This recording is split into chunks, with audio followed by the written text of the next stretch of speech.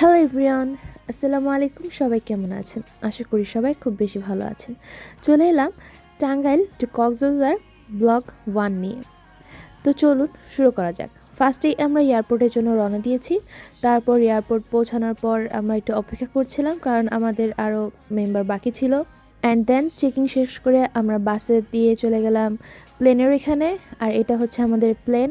যেহেতু এটা একটা ডোমেস্টিক প্লেন ছিল, তাই বেশি টাইম লাগে নাই। ঢাকা টু কক্সবাজার মাত্র 1 ঘন্টার জার্নি। আমরা জানলার পাশের ভিউ দেখতে দেখতেই আমরা চলে গেছি। আর বিকেল টাইমে হওয়ার কারণে মানে সানসেটটা দেখা গেছে, এটা অসাধারণ ছিল। একটু পরেই খাবার দিয়ে গেছে, আর খাবারগুলো একদম ফ্রেশ ছিল। একটা বার্গার আর একটা লেক্সাস বিস্কিট ছিল। তারপরে আমরা জানলার পাশে ভিউগুলো দেখতেছিলাম, মানে প্রত্যেকটা ভিউই অনেক সুন্দর ছিল। মানে আমি বুঝতেছিলাম না যে কোনটা রাখবো আর কোনটা কাটবো। কক্সবাজার পৌঁছাইতে পৌঁছাইতে আমাদের সন্ধ্যা হয়ে গেছিলো, আর তখনই প্লেন ল্যান্ড করছে। আমরা চলে এসেছি কক্সবাজার এয়ারপোর্ট। আর এখানে জায়গাটা অনেক বেশি সুন্দর ছিল।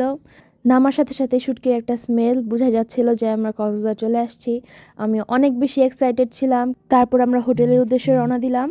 আমাদের জন্য হোটেল থেকে একটা গাড়ি পাঠাইছিল। তো শেষ আজকের মতো কক্সবাজার ট্রিপ পার্ট 1। সবাই ভালো থাকবেন, টেক কেয়ার, আল্লাহ হাফেজ।